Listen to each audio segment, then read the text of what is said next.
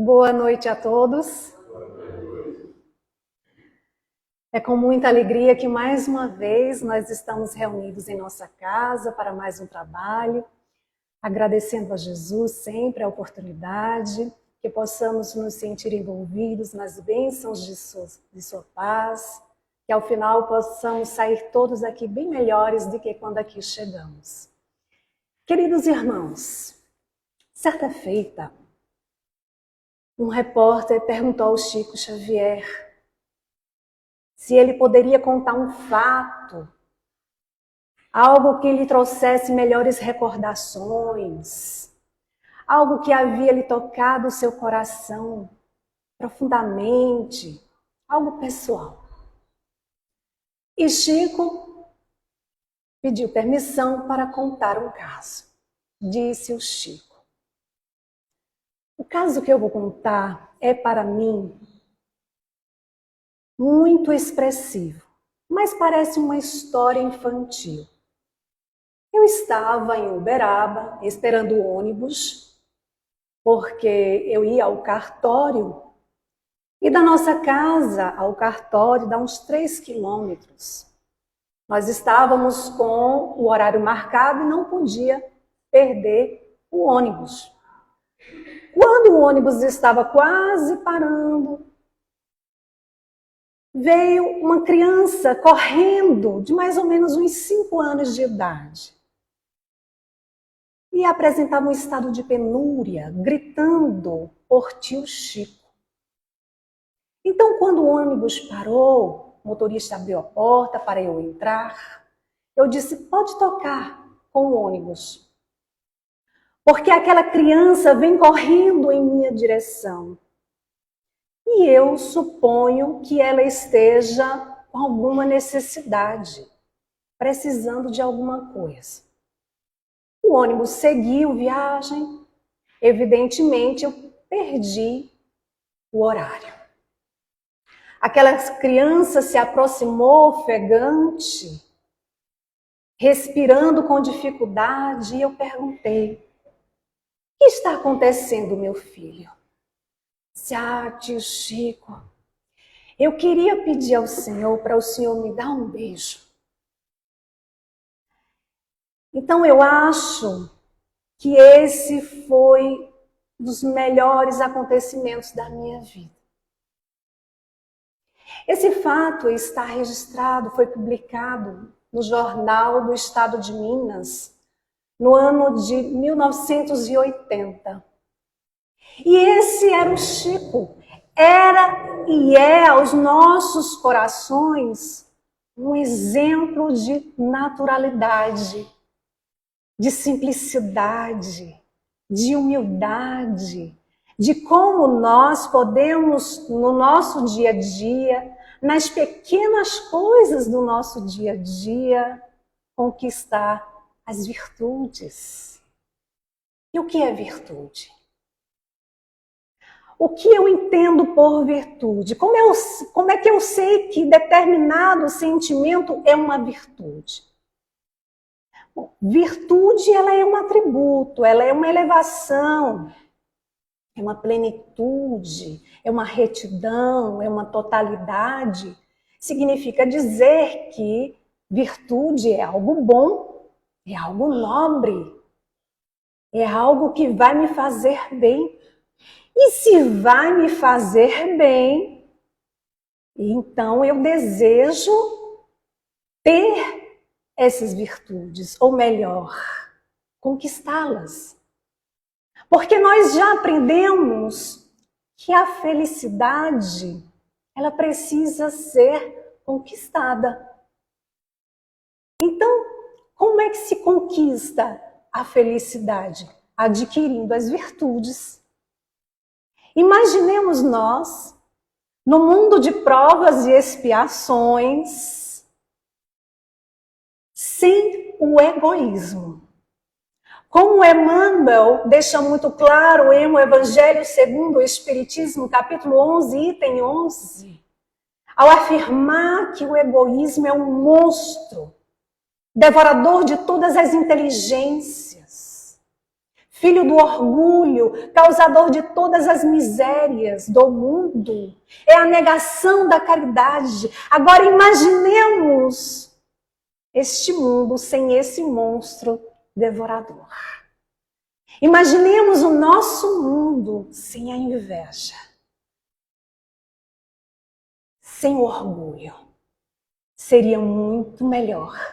Todos concordam? Sim, seria muito melhor. Agora imaginemos um mundo sem amor, sem humildade. Dá para imaginar? Então, conquistar as virtudes é conquistar a nossa felicidade real. Porque ela é uma conquista do espírito. Não depende das coisas que estão fora de nós. Eu não compro a felicidade com dinheiro. A felicidade não está fora de nós. Fulano me deixou. Fulano tirou minha felicidade, tirou minha paz, tirou coisa alguma. Não se tira a felicidade daquele que não a tem. Não se tira a paz daquele que não a tem, que não a conquistou. É uma conquista do Espírito. Por isso, meus irmãos, nós somos chamados ao trabalho mais importante, que é o trabalho de nossa renovação interior.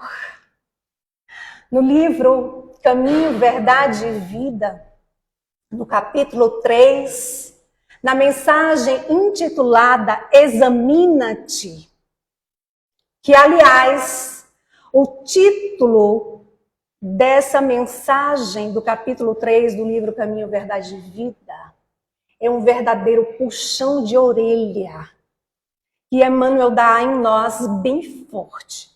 É como se Emmanuel dissesse assim: presta atenção nas tuas atitudes. Presta atenção no que você está fazendo, o que você está pensando, o que você está produzindo em seu coração. Dá uma examinada. Vê se não tem uma baguncinha aí que precisa ser organizada. Vê se os teus sentimentos estão alinhados àquilo que você está estudando, que você está aprendendo nas reuniões, nos livros. Porque Emmanuel vai nos lembrar que a experiência humana não é uma estação de prazer. Nós não estamos aqui de férias. O mundo de provas e expiações não é um parque de diversões, não é a Disney, não se enganem. É uma grande escola onde todos nós estamos matriculados. E Emmanuel afirma ao dizer que nós permanecemos em função de aprendizado. E nessa tarefa é razoável que saibamos valorizar a oportunidade de aprender, como também de facilitar o mesmo ensejo aos nossos semelhantes. O que acontece quando não examinamos as nossas ações? Quando examinamos as ações do outro, é muito mais fácil. E agora, então, com as redes sociais, é uma facilidade. Ver o que o outro faz, deixa de fazer. As pessoas vão postando, vão vendo. Então, fica mais fácil eu examinar o outro. O que acontece quando os meus pensamentos, as minhas ações, elas estão voltadas para o ter e não o ser? O que alimentamos em nós quando esses sentimentos estão voltados para as questões materiais?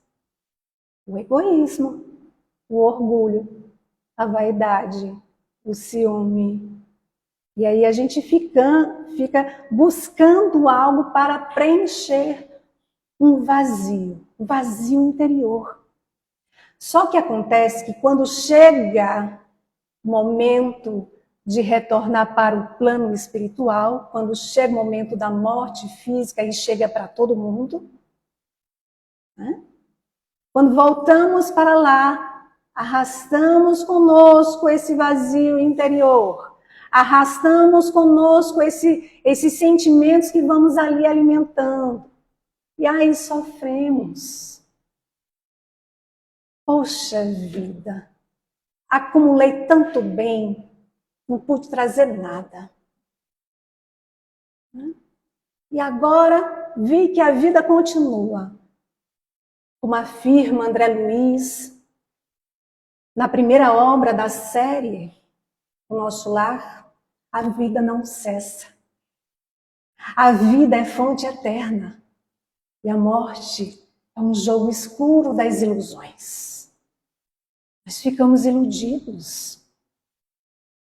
Então, no livro O Céu e o Inferno, a Justiça Divina, segundo o Espiritismo, no capítulo 4, nós vamos encontrar o caso do espírito Lisbeth, um espírito sofredor, que através de uma comunicação dada no dia 13 de fevereiro do ano de 1862, em Bordeaux, através de um médium, ela responde a algumas perguntas.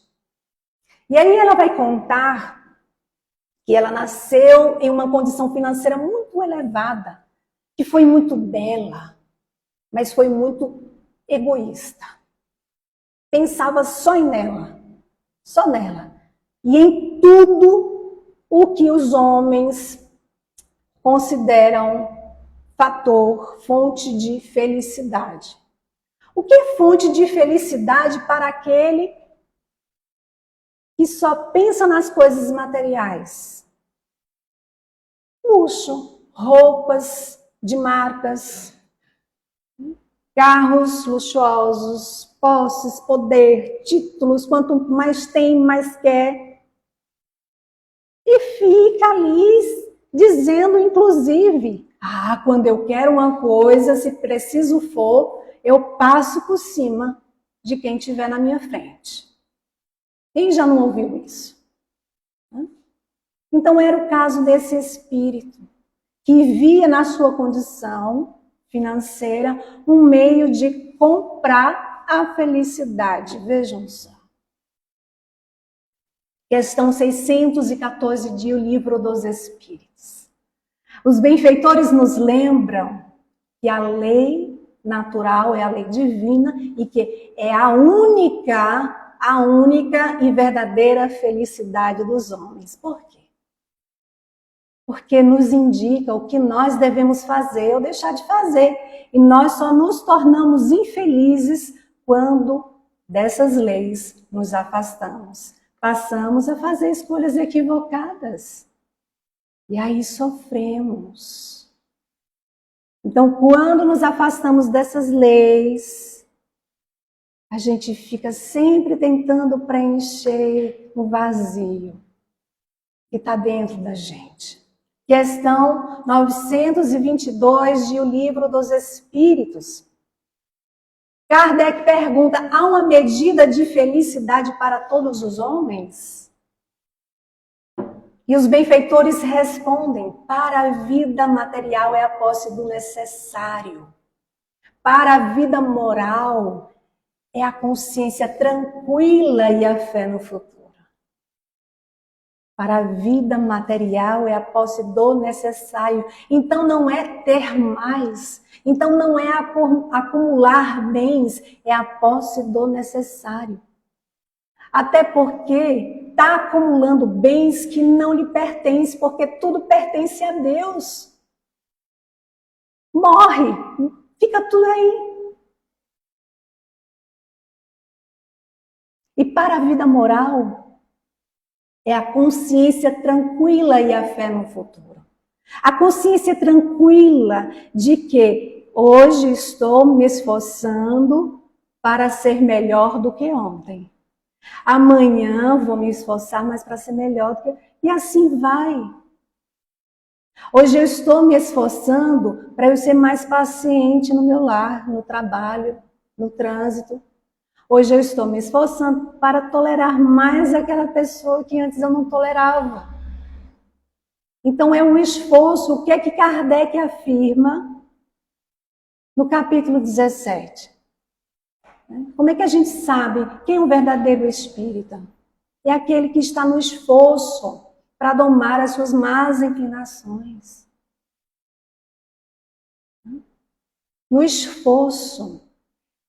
Então, no livro O Céu e o Inferno, ali no capítulo 7, da primeira parte, nós vamos encontrar um esclarecimento acerca da felicidade, onde nos diz que a felicidade perfeita, vejam só, a felicidade perfeita, ela está ligada à perfeição. Como assim? A felicidade perfeita, ela está ligada à perfeição. A depuração completa do espírito, que é quando, pelos meus esforços, eu alcanço uma evolução que me permite viver em mundos mais avançados, mais felizes, ou seja, em mundos perfeitos. E para isso nós somos convidados a lembrar sempre da questão 132 de O Livro dos Espíritos, quando fala acerca do objetivo da encarnação, onde os espíritos deixam claro que Deus impõe a encarnação. Por que Ele impõe? Porque Ele nos ama infinitamente. Ele nos criou simples e ignorantes. Ele nos deu toda a oportunidade para nós fazermos melhores escolhas, para avançarmos. Aí a gente fica teimando, a gente fica caindo ali. Mas Ele é tão bom para a gente que Ele nos dá a oportunidade através da reencarnação, com a bênção do esquecimento do passado, porque se a gente lembrasse do que a gente fez no passado, a gente sentiria muita vergonha. Então Ele nos dá essa bênção para a gente voltar as nossas atenções, para as nossas atitudes de hoje, trabalhar elas e um dia alcançar essa felicidade pelos esforços, domando as más tendências, as nossas imperfeições. Inclusive Kardec vai afirmar, está no livro O Céu e o Inferno, que toda imperfeição ela é ao mesmo tempo a causa do sofrimento. Do mesmo modo que toda qualidade adquirida, ou seja, toda virtude adquirida é a causa, né, do prazer, de atenuação do sofrimento. Então, à medida que eu me esforço para adquirir a qualidade, ou seja, a virtude, eu vou ali colaborando para diminuir o sofrimento. Eu vou sentindo mais prazer. Leon Denis, no livro O Problema do Ser, do Destino e da Dor, vai nos lembrar que há uma íntima correlação entre os nossos atos e o nosso destino. Sofremos em nós mesmos, em nosso ser interior, nos acontecimentos da nossa repercussão, do nosso proceder. Ele está nos lembrando que nós somos responsáveis pelo nosso destino. Ele está nos lembrando que nós sofremos as consequências de nossas ações. E aí o que acontece? A gente sofre, mas é preciso lembrar que a sementeira é livre, mas a colheita, ela é obrigatória. E a gente volta ao caso de Lisbeth. Porque é perguntado a ela se pelo fato dela parecer arrependida, se isso iria aliviar o sofrimento dela. E ela responde que não. Porque o arrependimento é ainda estéril. Quando não há consequência no sofrimento. Porque não tem por base o remorso de ter ofendido a Deus. E o desejo sincero, ardente de reparar. Então percebe que não basta apenas o arrependimento, dizer assim, eu me arrependi, depois eu vejo o que eu faço. Não, o arrependimento tem que ser sincero, tem que ser aquele que nos impulsiona a levantar e começar a fazer diferente, a se colocar na posição de estar disponível para o aprendizado. O Chico dizia, inclusive, que o remorso faz com que o tempo pare dentro da gente. A gente estaciona, não vai para frente. Então, quando eu estou consciente de que eu ofendi a Deus pelas minhas ações, eu sofro, dói. E dói muito. Mas aí vem o desejo sincero de sair daquela situação de dor, de me libertar daquela sensação, daquela dor que sufoca. Kardec afirma que o sofrimento, por vezes, arranca um grito de arrependimento, mas que não é expressão sincera do remorso por ter feito algum mal. Porque se o espírito, ele não sofre mais, ele estará preparado para recomeçar. Como assim? Quando o arrependimento ele é sincero, eu digo, ok, eu estou consciente de que eu fiz muitas besteiras. Eu estou consciente que eu devia ter tratado diferente fulano. Eu estou consciente de que eu devia ter agido diferente. Eu não tenho como pegar uma borracha e apagar as besteiras que eu fiz. Mas eu tenho como hoje perguntar à minha consciência: o que é que eu posso fazer daqui por diante para consertar?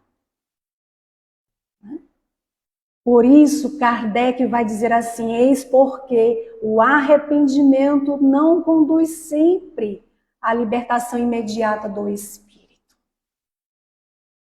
No livro Luz Imperecível, ali no capítulo 2, nós encontramos uma reflexão que nos diz assim: quem vinha descendo, caindo de erro, quando se arrepende, para de comprometer-se para iniciar o retorno pela renovação. Ou seja, quando a gente vem se preocupando mais com as coisas materiais, com aquilo que não vai agregar ao nosso coração, à nossa mente, ao nosso espírito, quando as nossas ações elas estão contrárias às leis divinas, a gente vai descendo, como se diz, descendo a ladeira, caindo de erro, fazendo um monte de besteira. Mas, quando chega a exaustão, eu digo, eu não cansei. Eu não quero mais ser quem eu fui. Eu não quero mais ser quem ainda estou sendo. Eu quero avançar. Despertou a consciência. Então a gente para de se comprometer. Ou seja, para de fazer escolhas equivocadas. Para dar início a esse processo de renovação interior. Questão 991 de O Livro dos Espíritos. Qual a consequência do arrependimento no estado espiritual? O espírito está no plano espiritual arrependido, sinceramente arrependido. O que ele mais quer? Ter uma nova oportunidade. E os benfeitores afirmam o desejo de uma nova encarnação para se purificar. Então o espírito, ele compreende que as suas imperfeições foi que acabaram privando dele conquistar a felicidade.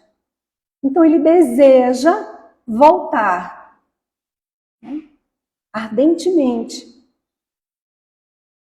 Kardec, ainda no livro O Céu e o Inferno,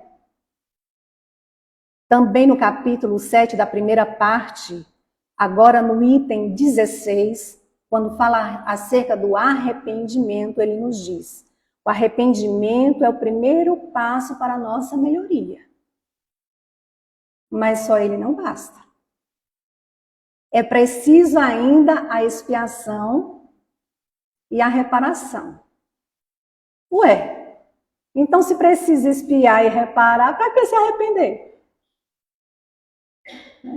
Mas aí é que tá. Porque Kardec vai nos esclarecer ao dizer que o arrependimento, ele alivia, suaviza as dores da expiação. O arrependimento sincero nos traz esperança. O arrependimento sincero prepara os caminhos de reabilitação. Então é preciso expiar e reparar. Expiação consiste nos sofrimentos físicos e morais, causas de fatos, de nossas próprias consequências, e a reparação é se colocar no serviço do bem. No item 29, Kardec nos lembra o seguinte, que a misericórdia de Deus, sem dúvida, ela é infinita, mas não é cega. Isso não quer dizer que pelo fato de não ser cega, que Deus pune, que Deus condena. Ah, eu estou passando por isso porque Deus quis isso. Deus quer o melhor para a gente. A gente não pode colocar a responsabilidade que é nossa em Deus. Ele quer o melhor para a gente. Então, tanto é que essa ideia de punição, que Deus condena, que Deus castiga, ela ficou lá atrás, na primeira revelação com Moisés. E aí veio Jesus e fala aos nossos corações que Deus é Deus do amor, da misericórdia infinita. Chegamos na terceira revelação, que nos mostra que Deus sempre deixa uma porta aberta para o retorno ao bem. Então o Espírito Lisbeth, ela vai deixar um recado aos nossos corações, para a gente refletir. Ela vai dizer assim: seja humilde de coração, submissa à vontade de Deus, paciente nas provas, caridoso, encorajador para com os fracos, ardente de coração em todos os sofrimentos, para não sofrer as torturas que ainda passo. E vejam só, desses conselhos que ela nos dá, nós vamos ali pensar, extrair, seja humilde de coração. Para refletirmos sobre a importância dessa virtude no nosso dia a dia. E há uma homenagem do Espírito, há uma mensagem do Espírito Lacordaire, está em um Evangelho segundo o Espiritismo, no capítulo 7, item 11, que nos lembra que a humildade é uma virtude ainda muito esquecida entre nós. E aí ele faz uma pergunta: sem humildade, é possível ser caridoso para com o próximo? E ele responde não. Porque esse sentimento nivela todos os homens, dizendo-lhes que todos são irmãos e que devem se ajudar mutuamente. Porque esse sentimento de humildade nos induz ao bem. Jesus, que Deus, o nosso Pai, nos enviou para nos servir de guia e modelo. Ele nasceu filho de um carpinteiro, trabalhou como carpinteiro até os 30 anos. Sua mãe, Maria, percebendo desde cedo uma inteligência ímpar, começou a desejar imensas coisas para ele. Mas logo ele fez ela ver que aquilo que ela desejava para ele não iria acontecer. Porque ele tinha vindo para servir, para consolar os corações aflitos, para acolher, para buscar ali os humildes, aqueles que não sabiam ler nem escrever, os menos instruídos, os pescadores, mas que tinham ali os seus corações humildes para segui-lo. Ele sabia que aquelas sementes que ali estavam sendo plantadas naqueles corações iriam trazer para o mundo, para o que ele é hoje. Um dia, vendo Jesus, uma multidão subiu ao monte. E como se assentasse, os seus discípulos se aproximaram. E ele começou a ensiná-los, dizendo: bem-aventurados os pobres de espírito, porque deles é o reino dos céus. Do livro Construção do Amor, ali no capítulo 3, ante a lição do Senhor, Emmanuel vai nos esclarecer dizendo que, louvando os pobres de espírito, Jesus, ele não exaltava a ignorância. Ele não exaltava a incultura. Jesus abençoava a humildade que nos conduz à fonte da paz. Ele salientava, ele destacava a moderação, a seriedade, a simplicidade aos nossos corações. Pobres de espírito, Emmanuel ainda vai nos dizer no livro intitulado Dinheiro, na plataforma evangélica, significa tão somente pobres de fatuidade, ou seja, de presunção. Pobres de vaidade, ricos de humildade. Kardec também vai nos lembrar, está no Evangelho, que os pobres de espírito são os humildes, que em todas as circunstâncias Jesus põe a humildade na categoria das virtudes que aproximam de Deus, enquanto que o orgulho faz com que as criaturas se afastem dele. Quando o Chico soube que o seu patrão havia falecido, seu primeiro patrão havia falecido em um estado de grande miséria, que não tinha dinheiro nem para enterrá-lo, ele saiu de porta em porta pedindo uma moeda para ajudar a comprar o caixão dele. As pessoas lá em Pedro Leopoldo ficaram indignadas. Como é que o Chico se passa para uma situação dessa, ficar pedindo? Mas ele não se importou, não se sentia humilhado. E aí depois do enterro, ele sentou em frente à porta de casa, em silêncio. Os seus irmãos, seu pai ficaram ali olhando o Chico. E o Chico fazia uma prece em silêncio a Jesus, agradecendo a oportunidade de ter conseguido fazer com que o seu ex-patrão fosse enterrado com dignidade. E aparece o Espírito Emmanuel. Nada fala, apenas sorri. E o Chico entende que ele havia ali testemunhado a humildade e o amor ao Divino Mestre.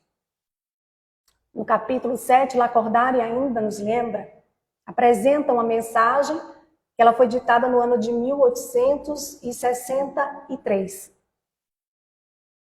E quando a gente lê essa mensagem, a gente vê o quanto que ela é atual, porque nos fala das pessoas em sofrimentos e necessidades, as pessoas humildes. Onde ele diz que suportar com coragem as humilhações dos homens é reconhecer que só Deus é grande e poderoso. Então Chico não se sentia humilhado. André Luiz, no livro Sinal Verde, no capítulo 26, na mensagem intitulada Em Torno da Felicidade, ele nos traz orientações que resumem uma mudança de postura da alma, ao qual todos nós somos convidados a fazer. Que é de deixar de voltar as nossas atenções para as glórias do mundo, para, enfim, buscar a glória que nasce na consciência edificada em Deus. Assim nos disse Arthur Valadares, o nosso amigo, em uma de suas palestras, para, enfim, buscar a glória que nasce na consciência edificada em Deus. É preciso nos colocar nesse trabalho de mudança. E André Luiz vai nos aconselhar dizendo assim: estude a si mesmo. Observando que o autoconhecimento traz humildade. E sem a humildade é impossível ser feliz. Então, quando começamos a estudar a nós mesmos, descobrimos o que ainda somos, o que ainda carregamos em nós, o que ainda nos prende, nos algema e que precisa ser libertado. Para quando a gente não voltar para o plano espiritual, não estejamos como muitos espíritos ali citados no livro O Céu e o Inferno, no capítulo 4, em sofrimento. Como o caso de Lisbeth, que citamos, que estava ali em sofrimento, em arrependimento. No livro Paulo e Estevão, no momento de pregação de Estevão, na Casa do Caminho, quando ele falava com todo o seu coração, com todo o seu amor, quando ali ele com sinceridade tocava outros corações, falando de Jesus, do amor de Jesus, de que o reino é a consciência reta e o coração purificado ao serviço de Deus. Quem que estava ali assistindo ele? Escondidinho, Saulo de Tarso, com seu coração endurecido, com inveja terrível, aquele rapaz tão novo, bem mais novo do que ele, falando com aquela segurança, transmitindo aquela paz que ele não conseguia ter. E aí, em dado momento, quando Estevão dá uma pequena pausa na fala para respirar, quando ele vai voltar, ele é interrompido por Saulo, que estava possesso de fúria. Mas Estevão não se perturbou. Por que ele não se perturbou? Porque ele tinha adquirido a paz. Lembram lá no comecinho, quando eu disse, quando a gente adquire a paz, a felicidade, ninguém tira? A gente não se abala? Pois é, ele não se perturbou. E com muita serenidade, ele disse assim: amigo, o sinédrio tem 1000 meios de me fazer chorar. Mas eu não lhe reconheço poderes para me fazer renunciar ao amor de Jesus. Aquela serenidade de Estevão tinha deixado Saulo com mais raiva ainda. Estevão é preso, é apedrejado. E no momento do seu apedrejamento, Saulo tem uma grande surpresa. Fica estarrecido ao saber que a sua noiva amada era irmã daquele seu inimigo, Estevão. Estevão é colocado à parte num lugar. Abigail vai até lá em prantos. Abraça o irmão ensanguentado. E Estevão ainda tem forças para deixar uma grande lição a eles e a nós. De perdão, de serenidade, o que é ter paz no coração. Ele pergunta: com quem te deixarei, minha irmã? E ela aponta para Saulo, que estava petrificado, e disse: este é o meu noivo. Estevão diz, olhando para Saulo: Cristo os abençoe. Não tenho no teu noivo um inimigo. Tenho um irmão.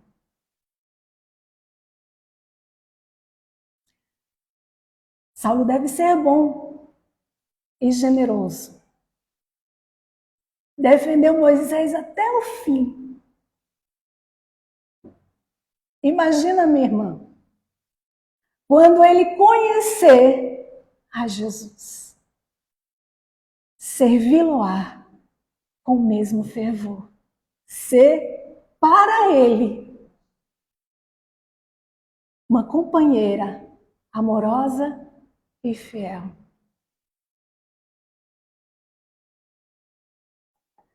Emmanuel vai nos dizer que Saulo queria ser odiado, mas ele recebeu de Estevão a compaixão, fruto da paz que ele havia conquistado e que Saulo de Tarso não tinha conseguido.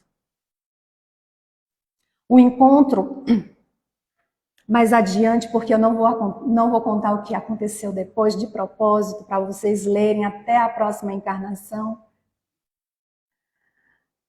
No encontro de Damasco com Jesus, Saulo ali se sentindo todo encabunhado, em prantos, pergunta: Senhor, que queres que eu faça? E Jesus diz: levanta-te, Saulo, entra na cidade e lá te será dito o que te convém fazer. Jesus diariamente nos convida: levanta-te. Busca o autoconhecimento, abraça o Evangelho, porque lá no Evangelho te será dito o que te convém fazer. É Jesus falando aos nossos corações. Saulo iria agora aprender sobre ser paciente, sobre aquela paz que ele invejava, sobre tudo que ele, como doutor da lei, não tinha aprendido, sobre o que é estar no mundo, mas não ser do mundo, sobre o que é ser humilde de coração, que não adianta conhecimento se não tem amor, se não tem transformação. Para encerrar, meu livro Refúgio, capítulo 8, Emmanuel vai nos aconselhar dizendo assim: sejamos simples e espontâneos no nosso dia a dia. aprendendo com a vida e doando à vida o melhor que pudermos. Para que, em nos candidatando aos bem-aventurados, sejamos realmente discípulos daquele amigo que nos recomendou. Aprendei de mim, que sou humilde de coração. Que Deus, nosso Pai, abençoe a todos. Muita paz.